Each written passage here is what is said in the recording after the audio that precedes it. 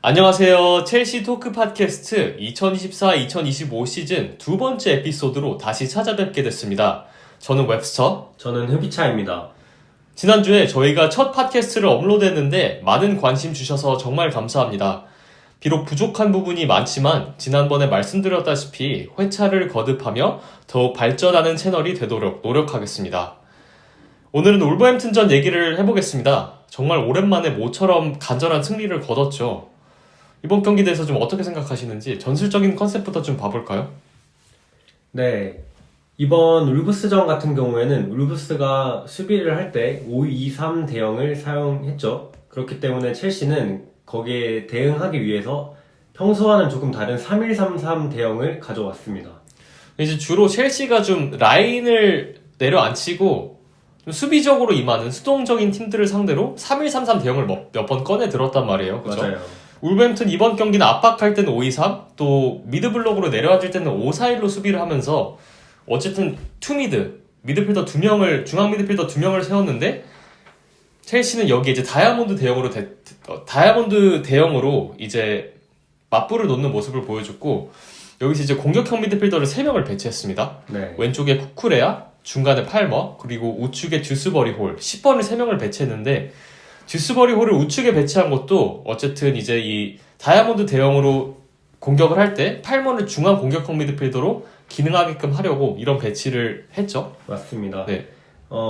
울브스 같은 경우에는 안드레 트린다데와 주안 고메스가 투 미드를 형성했죠. 네. 근데 이 두 선수가 공간을 커버를 했어야 됐어요. 넓은 공간을, 그 중원의 넓은 공간을 커버를 했어야 됐는데 여기 이제 대응해서 첼시의 10번이 3명이 배치가 되면서 그 가장 중요했던 그 중앙에서 첼시가 수적 우위를 맞는 현상이 일어났습니다. 네, 그래서 어떻게 보면 첼시도 좀 리스크를 진 거예요. 왜냐면 기본에 이제 3-2-5 대형에서는 3선에 2명이 있기 때문에 3선에 선수들이 2명이 있다는 것은 뭐 역습에 대처한다든지 역압박을 할 때 더욱더 안전성이 있겠지만 이번에는 카이세도 혼자 남겨져 있었기 때문에 네. 좀 리스크를 진 거지만 또 동시에 좀 공격적으로 임하면서 또 저희가 받은 효과는 팔머가 좀 더 자유로워졌습니다. 맞습니다. 그리고 또 울버햄튼이 팔머를 그렇게 견제하지 않았어요. 맞아요. 다른 팀들과 비교해서. 예를 들어 이제 레스터 시티 상대로 마레스카 감독이 공격형 미드필더 3명을 기용하는 전술을 이미 꺼내 들었죠. 그때는 공격형 미드필더 3명이 펠릭스, 팔머, 그리고 엔조였는데 그 경기에서는 이제 레스터 시티가 팔머에 대해 상당한 견제를 가하면서 오히려 엔조랑 펠릭스가 비교적 자유로워진 경기였어요. 맞습니다. 근데 이번 경기 같은 경우는 그런 과부하를 줬음에도 불구하고 울버햄턴이 팔머를 그렇게까지 견제하지 않았습니다. 그래서 팔머가 좀 편하게 볼을 찾던 경기라고 볼 수 있겠죠. 맞습니다. 네. 말씀해주신 레스터전 같은 경우에는 거의 수마레가 90분 동안 파머를 거의 데이마크 하듯이 따라다녔죠. 네, 맨마킹을 했죠. 네. 네. 그래서 이제 엔소와 펠릭스에게 비교적으로 공간이 났는데 오히려 이번 경기에서는 파머가 조금 더 자유도를 받고 광범위하게 움직이는데 네. 안드레와 고메스가 파머에 대한 데이마크를 잘 하지 않으면서 파머가 오히려 여러 공간에서 볼을 좀 쉽게 네. 만들 수 있는 구조가 형성이 됐습니다. 그리고 팔머에 대한 이번 경기 팔머 되게 잘했어요. 네, 되게 맞습니다. 좋은 점 중 하나였는데 뭐 나중에 더 심도 있게 더 자세히 설명하겠지만 어쨌든 팔머가 이 상대편이 남겨놓은 공간을 굉장히 잘 찾아다니면서 이 연결고리 역할, 사령관 역할을 네. 굉장히 잘해줬습니다. 그리고 이번 경기의 또 다른 이제 전술적인 컨셉은 아무래도 이제 기존의 산초가 아닌 네투가 좌측 윙어로 기용됐고 우측에 이제 마두에케가 기용이 됐죠. 이 네투 마두에케 좌우 기용은 사실 좀 굉장히 노골적으로 크로스를 많이 하겠다는 의도로 네, 봤어요. 맞아요. 그리고 오비차님 잘 아시겠지만 지난 브렌트포드 경기와의 컨셉이 조금 유사했죠. 그때도 네, 크로스를 굉장히 많이 올리는 맞습니다. 경기였잖아요.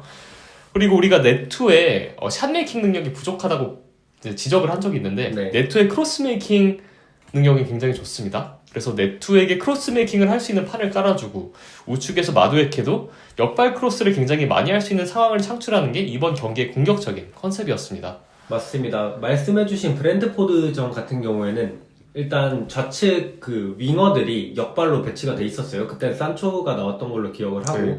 네, 하프 스페이스에 엔소와 파머가 정발 배치가 됐죠. 네. 그리고 그 경기 같은 경우에는 또 원리 크로스를 유도하기 위해서 왼쪽에 코릴과 오른쪽에 귀스터가 높게 올라가면서 맞아요. 네. 측면에 3명 선수 모두가 크로스를 유도하는 구조였죠. 네. 근데 이번 울브스전 같은 경우에는 듀스버리오과 쿠쿠레아가 활동적으로 많이 하프 스페이스에서 움직여주면서 윙어들에게 공간을 만들어주고 네투와 마두에케는 역발 크로스, 네투는 정발 크로스로 직접 윙어들이 크로스 메이킹을 해서 박스 안으로 볼을 보내주는 경우가 많았습니다.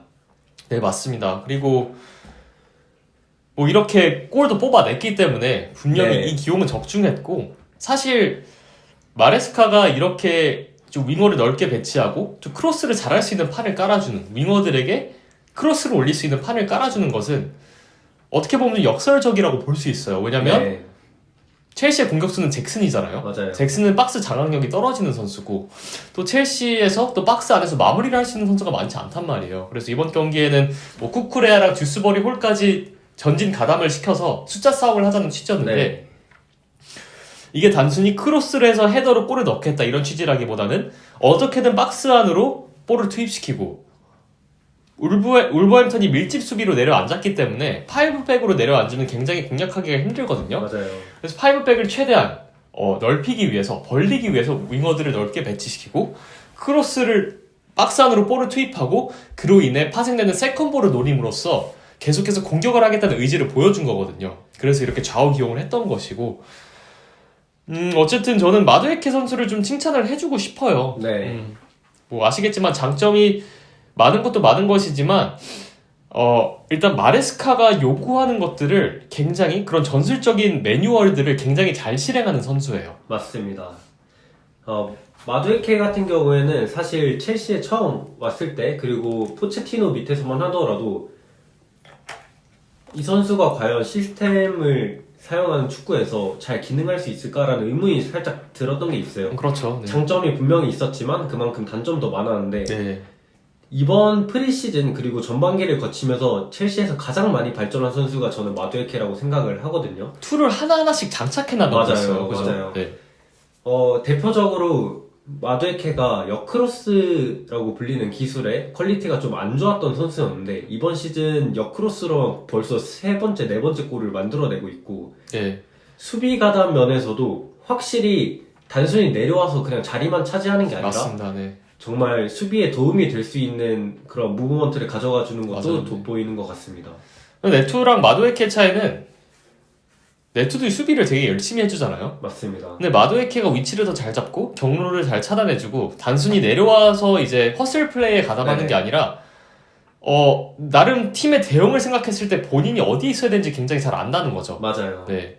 그리고 몸빵, 그러니까 소위 말하는 이 컨택이 되기 네. 때문에 수비수와 경합도 해줄 수 있고, 이게 단순히 열심히 뜀박질을 한다고 수비를 잘하는 게 아닙니다. 맞습니다. 그거를 잘 아셔야 되고, 마두에케는 이런 측면에서 수비 가담에 있어서 굉장히 기하급수적인 성장이 있었고, 또 올 시즌은 공격 상황에서 대각선 오프더볼이라든지 투방으로 뛰어들어가는 그런 움직임도 지금 장착을 했고, 또 이제 역크로스까지 장착을 하고 있는 상황이란 말이에요. 맞습니다. 그러면 저는 마두에케를 처음 봤을 때, 이 선수가 과연 자리를 잘 잡을 수 있을까? 이런 부분에 있어서 의구심이 드는 부분이 몇몇 있었지만, 이렇게 하나하나 장착을 해나가고 발전하기 시작한다면 이 선수가 첼시에서 중요한 선수가 안 될 이유는 없는 거예요. 맞습니다. 그리고 이번 경기에서도 그런 면모를 어느 정도 보여줬다고 생각을 합니다.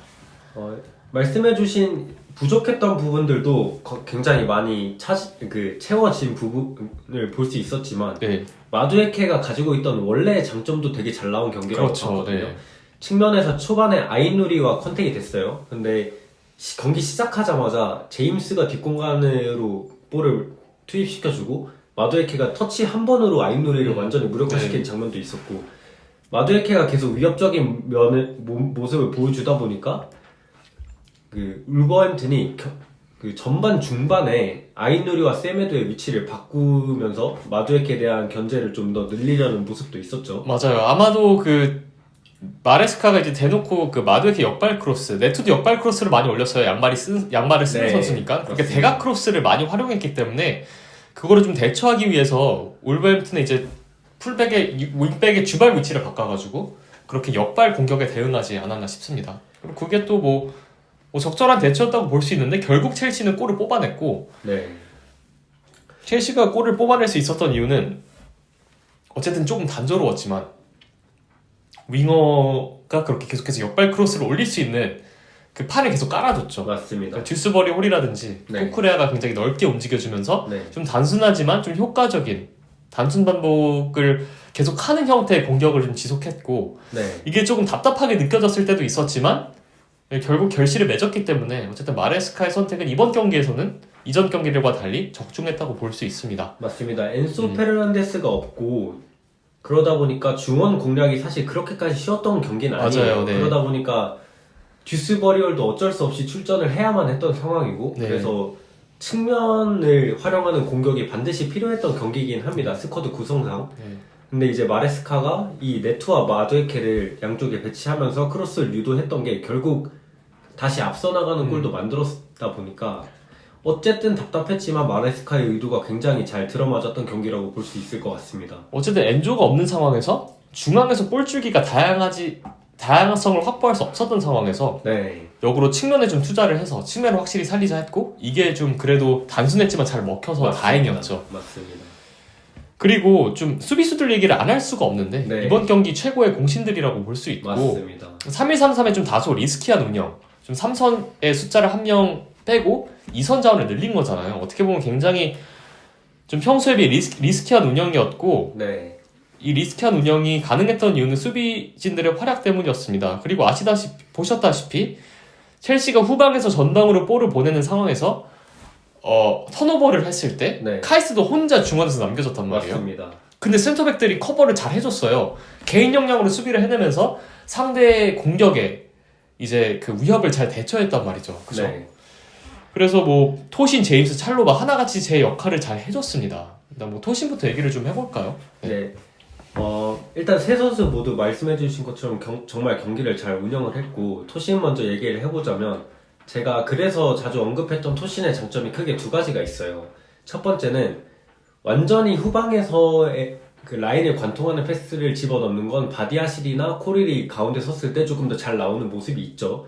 다만 하프라인 부근으로 첼시가 많이 올라와서 주도하는 경기를 할 때 센터백 위치에서 10번들 혹은 스트라이커 전방까지 땅볼로 깔아서 투입시켜주는 패스는 사실 코렐보다도 토신이 조금 더 나은 부분이 그 있거든요. 대각선 각을 굉장히 잘 봐요. 맞습니다. 그죠? 그리고 오른쪽으로 보내는 듯 하면서 갑자기 꺾어서 가운데로 투입시키거나. 부스케츠가 잘하는 네, 거. 맞습니다. 그거를 토신이 좀 맞습니다. 하더라고요.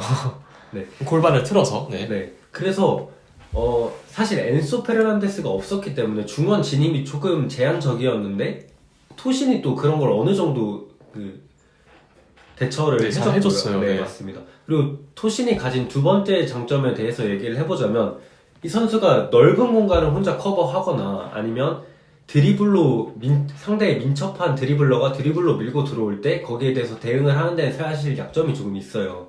그렇지만 키가 엄청나게 크고 상대의 등지고 있는 공격수에 대한 대처가 굉장히 좋아요. 거기서 또 몸을 또 잘 써요. 네, 맞습니다. 용리하게 잘 쓰고. 그래서 상대가 타겟터를 이용한 역습을 하려고 하면서 킥을 전방으로 붙였을 때 거기에 대한 대처가 굉장히 좋단 말이죠.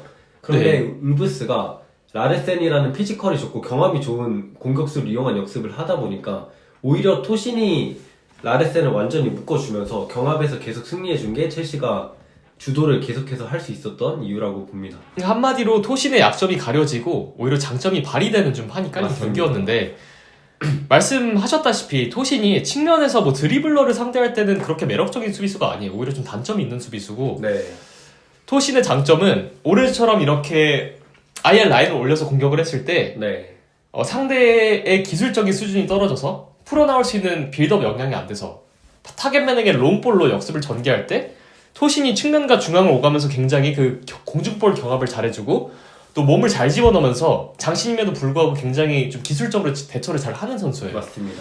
그래서 오늘 뭐 올버햄턴이 뭐 라레센을 이용해서 롱볼을 한 번에 넘기더라도 토신이 굉장히 안정적으로 대처를 해줬고 또 반대로 이렇게 드리블러들이 역습하거나 이제 지공으로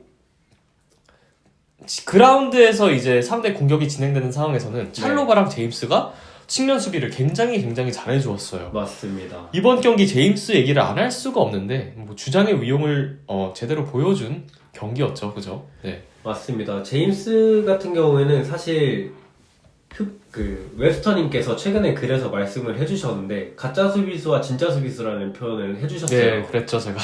네, 제임스야말로 정말 진짜 수비수에 가까운 선수고 오늘 경기의 키워드는 진짜 수비수예요. 맞습니다. 진짜 수비수인 제임스 찰로바의 복귀가 이번 경기를 승리로 이끌었다고 봐도 무방할 것 같아요, 사실. 그죠? 맞습니다. 아까 말씀을 해주셨지만 카이세도 혼자 백스리를 보호하면서 굉장히 리스크가 있는 운영을 했단 말이죠, 첼시가. 네. 그런데 이제 제임스가 정말 개인 기량으로 위기 상황을 되게 막아주는 장면이 많이 있었어요. 그러니까 그 1대1 상황으로 역습에서 대치되는 상황이 많았는데 여기서 못 끊어주면 계속 라인 밀리고 기회 허용하는 거거든요. 그 지난 경기들에서 계속 그랬잖아. 맞습니다. 디사지가 못 끊어주고 뭐 사실 쿠쿠레아나 콜윌도 수비수가 제임스만큼 좋은 선수가 아니란 말이에요. 맞습니다. 심지어 찰로바보다도 귀스토도 네, 귀스토도 마찬가지고.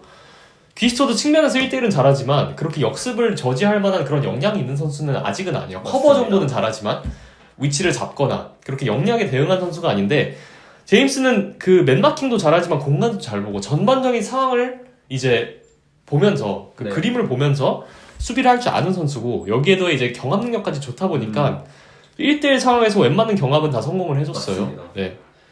그게 이제 제임스 같은 경우에는 빌드업을 할 때도 그런 장점이 두드러지거든요. 피지컬이 좋고 네, 자기의 몸을 잘 써서 드리블을 할 때도 어깨를 먼저 집어넣고 상대가 달려오는 살짝 대각선의 방향으로 풀어나오는 경우가 많았는데 압박을 한번 흡수해주고 이제 네, 풀어주니까 맞습니다. 그죠? 네. 그래서 울브스가 흐름을 살려서 밀고 들어오는 상황에서 몇 번 하이라인 압박을 했던 시간대가 있어요. 그럴 때 이제 제임스가 개인 역량으로 또 그걸 풀어주면서 첼시가 전진할 수 있는 루트를 만들어줬습니다. 경기 국면마다 상대가 템포를 확 올릴 때가 있잖아요. 네. 템포를 올려서 역습을 한다든지 템포를 올려서 압박을 한다든지 근데 그때 제임스가 공수양면으로 너무 잘해줬어요. 맞습니다. 상대가 압박할 때는 본인이 개인 기량으로 좀 압박을 흡수해주면서 패싱 루트를 만들어주고 또 반대 전환이 굉장히 좋은 선수잖아요. 그죠? 킥력도 좋고 또 맞습니다. 마두에케를 향한 또 뒷공간 패스 아까 언급해주셨는데 그런 좀 다양한 후방에서 볼을 보내는 과정에서 다양하게 기여를 했고 네. 또 수비를 하는 상황에서는 상대가 템포를 올려 역습을 할 때 제임스가 개인 기량으로 조금 막아주면서 좀 굉장히 위험했던 상황들을 오히려 그 볼을 소유할 수 있는 상황으로 만들어줬던 게 굉장히 중요했습니다. 맞습니다. 이전 경기들에서 좀 뭐 디사시라든지 좀 수비수들이 못해줬던 역할을 주장이 이렇게 해주면서 좀 승리로 이끌어졌고 또 오늘의 또 정말 제 생각 개인적으로 MVP를 주고 싶어요. 네, 주인공이죠. 네, 주인공 복귀 경기를 너무나도 잘 치른 찰로바 선수 좀 칭찬해 줍시다. 한번 맞습니다. 어떻게 보셨나요? 네. 정말 수비수 본연의 역할을 정말 잘 수행해준 경기라고 네, 맞습니다. 봤어요. 사실 아까 키워드라고 말씀해주신 가짜 수비수, 네. 진짜 수비수 여기 봤을 때 첼시 수비수들이 사실 물론 수비적인 역량이 뛰어난 선수들도 있지만 반쪽짜리 수비수라고 표현을 해야겠죠. 네. 특정 상황에서만 수비를 잘하는 선수들이 많았단 말이죠. 그런데 찰로바는 그냥 수비수가 갖춰야 되는 것들을 정말 잘 보여줬어요. 맞습니다. 경합도 경합인데 라인을 맞추는 데서도 첼시가 계속해서 박스 근처에서 옵사이드 트랩을 만들 때 불안함이 있었단 말이죠. 근데 이제 35분쯤에 울브스가 우측에서 공격을 하는데 2선 침투하는 선수로 볼이 투입된 적이 있었단 말이죠. 그때 찰로바 선수가 딱 그 움직임을 포착하고 라인을 완벽하게 맞춰서 옵사이드를 만들어요. 맞아요. 네. 근데 혹시나 모르기 때문에 옵사이드 트랩을 만들고 난 다음에 다시 뛰어가서 볼을 완벽하게 커버하면서 소유권을 따내는 그런 장면이 굉장히 인상 깊었습니다. 그러니까 이거야말로 약간 베테랑이고 네. 좀 경험이 많은 선수만이 해줄 수 있는 거거든요. 맞습니다. 찰로바가 사실 나이가 많은 선수는 아니잖아요. 네. 젊은 축에 속하는데 그래도 경기를 굉장히 많이 소화하면서 이런 좀 노하우들이라든지 이런 움직임들을 좀 터득한 게 좀 굉장히 도움이 됐고 사실 찰로바를 놓고 보면은 굉장히 뭐 신체적으로라든지 기술적으로 엄청 특출난 선수는 아니란 말이에요. 맞습니다. 그죠? 뭐 디사시나 바디아실처럼 프레임이 엄청 크거나 네. 공중볼에서 압도적인 그런 위용을 보여주는 선수도 아니고 뭐 고스토처럼 뭐 엄청난 가속력이랑 엔진을 바탕으로 상대 공격수를 따라잡는 선수도 아니고 뭐 콜윌처럼 엄청나게 라인을 깨는 패스라든지 그렇게 다양한 빌드업을 보여주는 선수도 아니란 말이죠. 토신처럼 키가 압도적으로 크거나 제임스처럼 경합이 엄청나게 센 것도 아니고 맞습니다. 그렇지만 저는 찰로바를 보면 수비 본연의 역할을 굉장히 잘해준다. 이게 무슨 말이냐면 상황이 굉장히 다양하잖아요. 네. 그 다양한 상황에 맞게 어떤 태세를 취하고 어떤 자세를 취하고 어떻게 움직여야 되는지 너무 잘 아는 선수란 말이에요. 맞습니다. 그래서 아까 말씀해주셨던 그 오프사이드 트랩을 거는 장면도 사실 콜윌, 귀스토가 라인을 못 맞추는 장면이 굉장히 많았어요. 하지만 찰로바는 거기서 동료들을 보고 상황을 보고 라인을 어떻게 맞춰야 되는지도 알고 또 라인을 맞춘 후에도 어떻게 대응해야 되는지 안다는 거죠.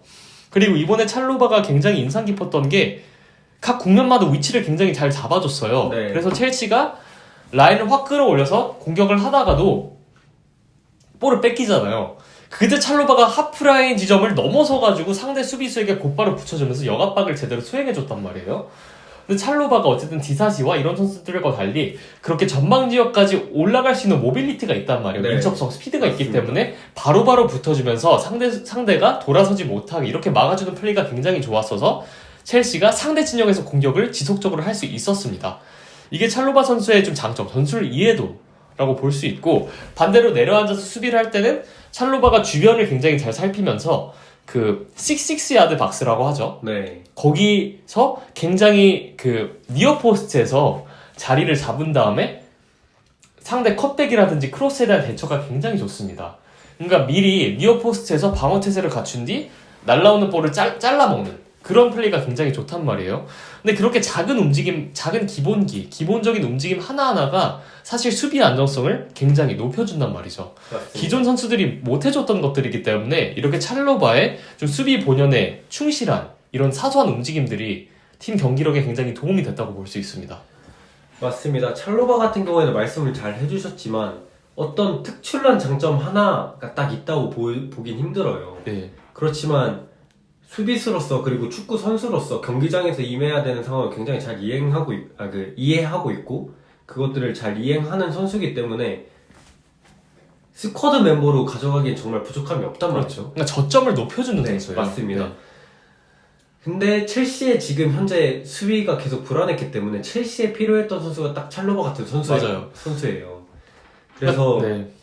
남은 시즌에도 사실 찰로바가 해줄 수 있는 게 굉장히 많다고 생각하고 첼시가 수비적인 불안함으로 인해서 승점을 드랍하는 경기들을 막아줄 수 있는 맞아요. 되게 네. 첼시에 필요했던 선수라고 보여집니다.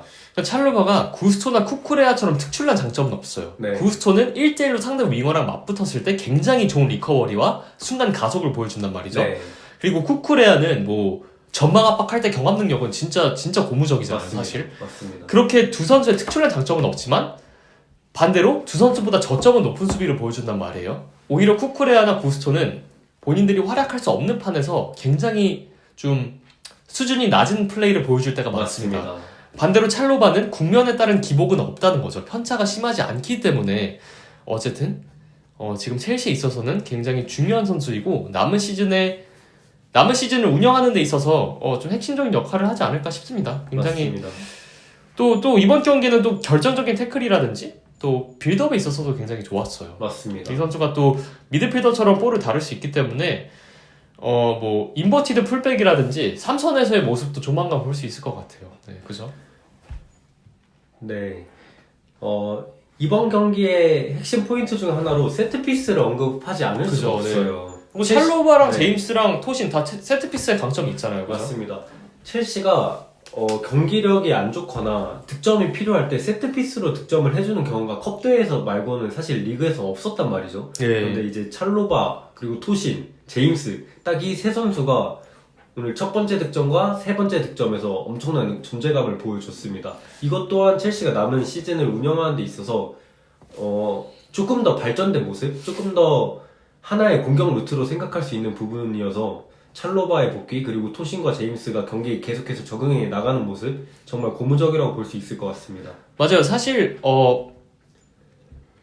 이 세트피스 코치보다 중요한 것은 결국 제공권이랑 키입니다. 맞습니다. 정말 단순한데 세트피스에서도 이걸 무시할 수가 없어요. 맞아요. 아무리 기발한 좀 세트피스 전술을 가져온다 하더라도 결국은 이게 상대의 경합을 이겨서 득점을 해야 되기 때문에 첼시가 올 시즌 세트피스 득점이 굉장히 저조한데 네. 토신이 나왔으면 괜찮단 말이에요. 네. 그죠? 그래서 토신이랑 찰로바의 주전 기용은 이런 이점이 있고 또 오늘 후반에 들어온 디사시도 안정적으로 경기를 끝내줬어요. 네. 이번에 제임스가 풀타임을 못 뛰기 때문에 디사시를 투입한 것은 아치안포 대신 디사시를 투입한 것은 어쨌든 이기고 있는 상황에서 울버햄튼의 세트피스 위력에 대처하기 위한 선택이었다고 봅니다. 맞습니다. 디사시가 어쨌든 내려앉은 상황에서 수비는 괜찮단 말이에요. 맞아요. 그리고 제공권도 잘 따주기 때문에 전반적으로 수비수들이 잘해준 경기였습니다. 맞습니다. 네. 그리고 또 이번 경기에 대해서 어쨌든 수비수들은 좋았던 점, 좋았던 포인트였고 네. 또 이번 경기가 승리로 끝나긴 했지만 또 아쉬웠던 점도 분명히 있었어요. 한번 맞습니다. 얘기를 좀 해볼까요? 네. 일단 첫 번째로는 엔소 페르난데스의 부재가 조금 느껴진 경기였어요. 네, 너무 크게 느껴졌죠. 물론 뭐 네. 대체는 됐지만 네, 마레스카가 엔소가 없다는 걸 판단하고 이제 측면을 위주로 경기를 크로스를 활용해서 네. 풀려고 하는 모습으로 결국 승리를 따오면서 의도가 되게 잘 드러난 경기이긴 했지만 네. 모든 경기를 울브스전처럼 할 수는 없단 말이죠. 맞아요. 단조로워지니까. 그래서 중앙에서 흐름을 잡아주고 파머의 대각선에서 그러니까 완전 센터백과 최전방 사이에서 계속해서 전방으로 볼을 보내주고 또 흐름을 잡아주고 이런 역할을 할 수 있는 선수가 없다는 게 사실 부담이 됐었죠. 그래서 파머가 사실 혼자 그 역할을 거의 다 해줬어야 했어요. 그런데 파머가 잘 해줘서 좀 다행이었던 경기였고 울브스한테 실점을 하고 나서 후반전으로 들어갔을 때 딱 그 단점이 가장 많이 드러났단 말이죠. 그래서 마레스카도 인식을 한 게 상대 지역에서 볼을 잡아주고 조금 몇 번의 터치를 가져가면서 상황을 도모해줄 선수가 없다 보니까 계속해서 첼시 공격이 단조로워지고 빨리 끝나는 느낌이 있었단 말이죠. 네. 그래서 투입된 선수가 바로 산초였습니다. 네. 네투 같은 경우에는 볼을 오랫동안 머금어주기보다는 빠르게 조금 선택을 해줘야 되는 역할을 부여받았는데 산초는 네투와 다르게 오랫동안 볼을 머금어줄 수 있는 선수이기 때문에 산초가 들어왔을 때 그나마 엔스의 부재가 조금 덜 느껴질 수 있었습니다. 네, 그렇죠. 어쨌든 산초 투입 전에 그 결승골이 나와서 네. 다행이었지만 공격이 굉장히 좀 단발성으로 끝나는 게 있었어요. 왜냐면 맞습니다. 윙어들에게 측면을 투자하고 크로스로 계속해서 공격을 처리하다 보니까 물론 이번에는 이전 경기들과 달리 높은 에너지 레벨로 지속적으로 압박을 하고 주도권을 유지할 수는 있었지만 네. 공격이 단조로웠고 일회성으로 금방금방 끝나버리기 때문에 뭔가 좀 답답하다라고 느껴졌을 찰나 네.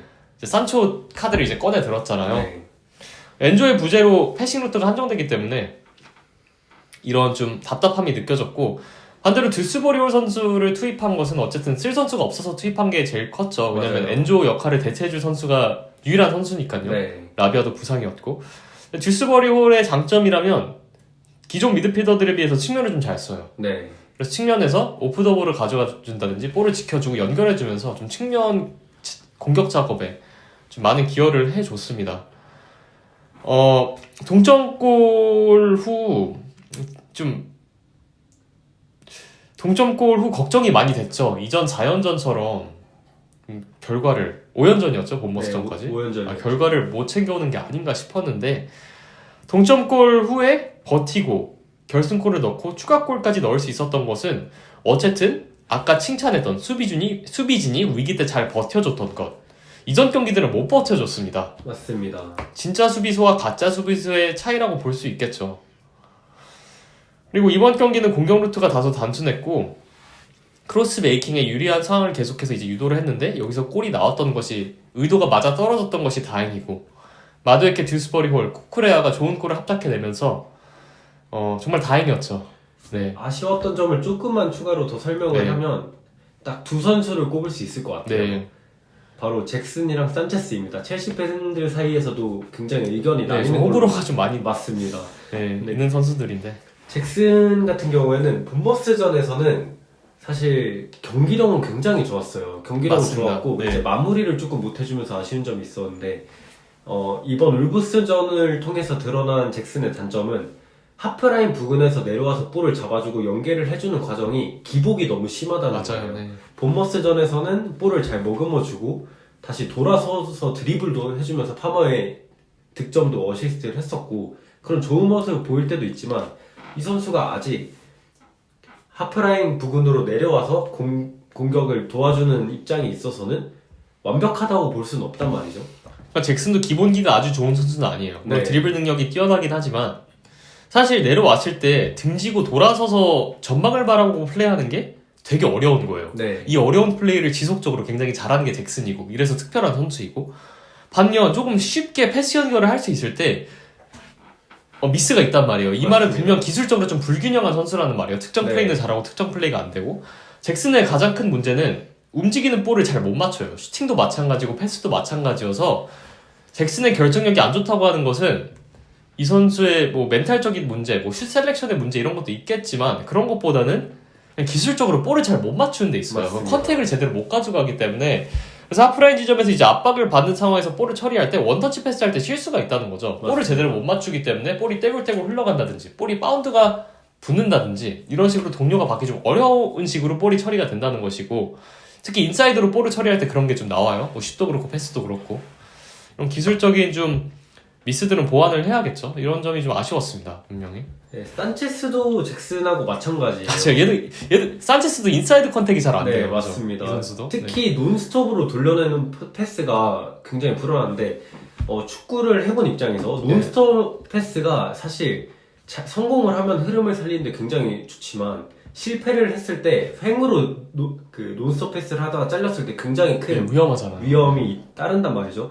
그런데 이제 논스톱 패스 같은 경우에는 한번 잡고 패스를 하면은 잡고 동료와 상대를 확인하고 줄 수가 있어요. 네. 그렇기 때문에 상대적으로 안정적인데 논스톱 패스를 하는 경우에는 나한테 볼이 오고 있을 때 동료와 상대를 확인하고 결국 볼을 찰 때는 볼을 봐야 한단 말이죠. 네. 그렇기 때문에 시야가 완전히 한번 잡고 찰 때만큼 이어지지 않는단 말이죠. 그런데 이 산체스의 경우는 논스톱으로 처리할 때 시야 확보가 잘 안 돼요.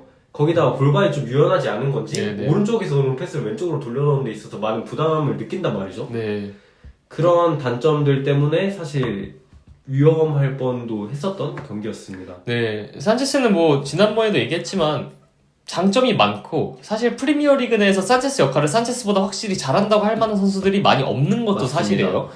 그렇지만 이 기술적인 불균형 전방을 바라보고 볼이 발 밑에 있을 때는 처리를 굉장히 잘합니다. 맞습니다. 라인을 깨는 패스도 과감하게 찌르고 대각선 롱패스도 킥력이 굉장히 좋단 말이에요. 손으로 던지기를 하거나 역습을 진행할 수도 있고 그리고 무엇보다 커버 범위가 굉장히 넓습니다. 이건 분명히 맞아요. 장점이고 맞아요. 볼 잘 차는 키퍼들은 몇몇 있어도 커버 범위가 이렇게 넓은 선수는 많이 없어요. 맞습니다. 그게 핵심적인 차이고 반면 원터치로 이제 대각선을 돌려놓거나 이렇게 오른발의 인사이드를 활용해서 오른쪽에서 오는 볼을 왼쪽으로 한 번에 넘길 때 지속적으로 미스가 발생한다는 것은 이런 건 좀 줄여야 돼요. 그리고 이런 것에 있어서 개선이 없으면 첼시는 분명 새로운 키퍼를 찾아야 될 수도 있겠습니다. 맞습니다. 기술적인 미스가 계속해서 나온다는 것은 분명히 문제예요. 네. 이게 전술적으로 아직 녹아들지 않았거나 순간순간 판단의 미스가 나오는 그거는 이제 동료들이나 뭐 감독의 지시로 커버가 되는 문제인데 잭슨도 마찬가지고 산체스도 마찬가지고 기술적인 미스가 계속 나와서 팀이 위험에 빠진다는 네. 거는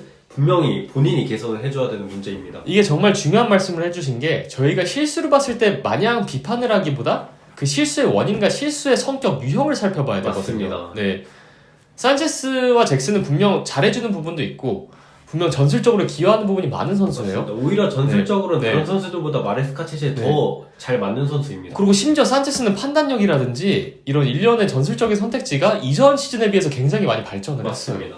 오히려 이런 판단적인 측면에서 굉장히 많은 개선이 이루어지고 있는데 기술적인 측면에서 발전이 없으면은 도태될 수 있는 선수. 맞습니다. 기술적으로도 좋은 부분이 분명히 있으나 결정적인 상황에서 원터치 패스라든지 볼의 인사이드로 볼을 컨택하는 데 있어서 참 신기한 게 잭슨이랑 산체스랑 이게 단점이 겹쳐요. 원터치 볼 처리라든지 맞습니다. 인사이드 컨택이 잘 안 되는 선수들이기 때문에 이런 부분에서 개선이 없으면은 뭐 첼시가 더 높은 단계로 나아갈 수는 없겠죠, 그죠? 네. 맞습니다. 그리고 뭐 아쉬웠던 점은 이 정도고 개인적으로 좀 칭찬해주고 싶은 선수 수비진은 이미 칭찬을 해줬지만 이번 경기 팔머가 굉장히 좋았어요. 네. 네, 제 관점에서는 순간적인 센스가 좋은 공격형 미드필더 문전에서 순간적인 센스와 지속적으로 좋은 판단을 내리면서 굉장히 많은 공격 포인트를 생산할 수 있는 선수로 보고 있었는데 이번 경기에서는 좀 경기를 굉장히 좀 넓은 시야로 바라보면서 경기를 좀 총괄하는 모습을 보여줬어요. 맞습니다. 어느 정도 사령관의 모습마저 보여줬다는 것이죠. 이전 경기들에서는 볼에 대한 관여도가 쓸데없이 높았던 경기도 있었어요. 지나치게 밑으로 내려온다든지 지나치게 볼 터치 수를 많이 가져가면서 템포를 늦추거나 네. 오히려 좀 천천히 가야 될 때는 볼을 너무 급하게 처리하면서 좀 팀의 공격을 좀 유려하게 끌고 가지 못하는 플레이메이커라면은 팀의 공격을 총괄할 수 있어야 되는데 그런 부분에서 아쉬움을 보여줬다면 이번 경기들은 소위 말하는 파우사를 굉장히 잘 보여줬고 그러니까 tempo를 좀 천천히 가져갈 때는 템포를 늦추면서 경기를 운영하는 모습 그리고 터치 경기를 좀 천천히 경기 속도를 늦추기 위해 터치 수를 많이 가져가면서 좀 경기를 정리하는 모습을 보여줬고 또 공간을 굉장히 잘 찾아다니면서 시기적절하게 볼을 받아주면서 경기의 템포를 조율하는 모습을 잘 보여줬습니다. 맞습니다. 아까 아쉬웠던 점에서 엔소의 부재를 잠깐 언급을 했었는데 이 엔소의 가장 큰 장점 그리고 그러니까 팀에 제공을 해주는 점 중에 하나가 이 템포 조절 그리고 경기를 조립하고 조율하는 사령관의 모습을 찾아볼 수 있다는 점인데 네. 사실 저는 그게 굉장히 경기 전에 걱정이 됐어요. 네. 엔소가 없으면 팀의 전체적인 그 템포의 컨트롤이 안 될 거라는 걱정이 있었는데 네. 오늘 파머가 네.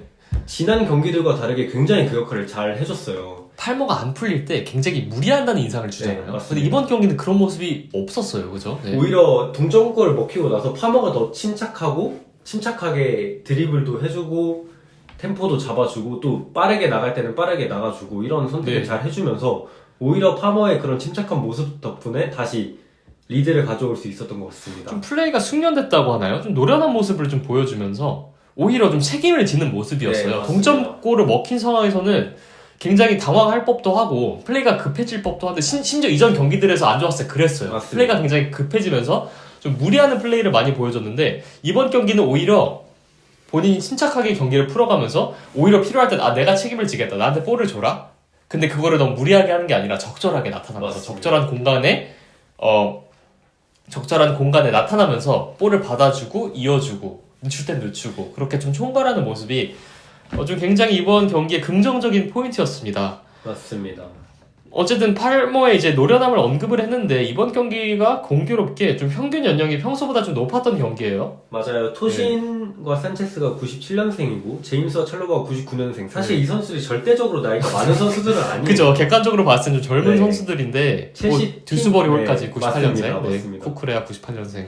첼시 팀 내에서는 이 선수들이 상대적으로 고령에 속한단 말이죠. 네. 그런데 이 선수들이 상대적으로 경험이 많으니까 후방을 잘 잡아주고 네. 거기에 파머까지 발전된 좀 침착한 네. 모습을 보여주면서 동점골을 먹고 혼란스러워질 수 있었음에도 경기를 잘 통제를 했습니다. 지난 경기들에서는 이기고 있는 리드를 하고 있는 상황에서 경기가 전혀 통제가 되지 않으면서 전술적으로 잘 준비를 했음에도 계속해서 비기고 네. 역전을 당하는 경우가 있었단 말이죠. 그러니까 말릴 때 다시 침착하게 템포를 가져오지 못하고 말릴 때 말려버리면서 경기를 놓쳤던 것이 지난 5연전이었고 토신, 제임스, 찰로바 뭐 객관적으로 봤을 때 어린 선수들이지만 뭐 경험이 많지 않습니까? 이를 토대로 제대로 후방을 잡아줬어요. 말릴 네. 때 후방을 잡아줬기 때문에 균형을 유지할 수 있었고 팔머마저 공격에서 좀 침착하고 원숙한 모습을 보여주면서 경기를 잘 통제했습니다. 이번 맞습니다. 경기의 포인트라고 좀 정리를 할 수 있을 것 같아요. 맞아요. 네. 그래서 울버햄튼전에 대해서는 저희가 이 정도를 준비를 했고요. 어쨌든 오랜만에 이렇게 귀중한 승점 3점을 챙겨올 수 있어서 기분이 좋았고 또 이 네. 기세를 이어갈 수 있었으면 좋겠어요. 맞습니다. 다음 주가 맨시티전이죠. 네. 시즌을 농사하는 데 있어서 가장 중요한 경기 중 하나가 될 것 같은데 이 기세 잘 살려서 네. 맨시티전까지 승점 3점 따왔으면 좋겠습니다. 레이스티가 또 많이 올라오고 있고 맞습니다. 저는 누누이 말하지만 일단 찰로바 복귀는 굉장히 좋은 선택이었고 사실 이번 경기 제일 아찔했던 장면은 카이세도가 무릎을 부여잡고 쓰러지는 맞아요. 장면이었습니다. 라비아도 부상이고 엔조도 부상인 와중에 카이세도까지 부상이면은 첼시는 6번으로 기용할 선수가 없습니다. 맞습니다. 그나마 찰로바 선수가 대체할 수는 있겠지만요. 하지만 찰로바는 지금 수비에 쓰여야 되는 상황이고 맞아요. 제가 계속해서 언급하는 게 이제 우고 축구랑 사투스의 복귀인데 지금 첼시는 애꿎게 지금 이적 시장에서 새로운 선수를 데려오기보다 지금 굉장히 도움이 될 수 있는 이 두 선수의 복귀를 좀 잘 진지하게 검토를 했으면 좋겠습니다. 맞습니다. 그리고 또 관심 있으시거나 궁금한 주제가 있으시다면 언제든지 댓글에 남겨주시기를 바랍니다. 또 의견을 반영해서 토크를 진행할 수도 있으니까요. 많은 관심 부탁드리고 정말 감사합니다. 이상 오늘 팟캐스트 마치겠습니다. 감사합니다.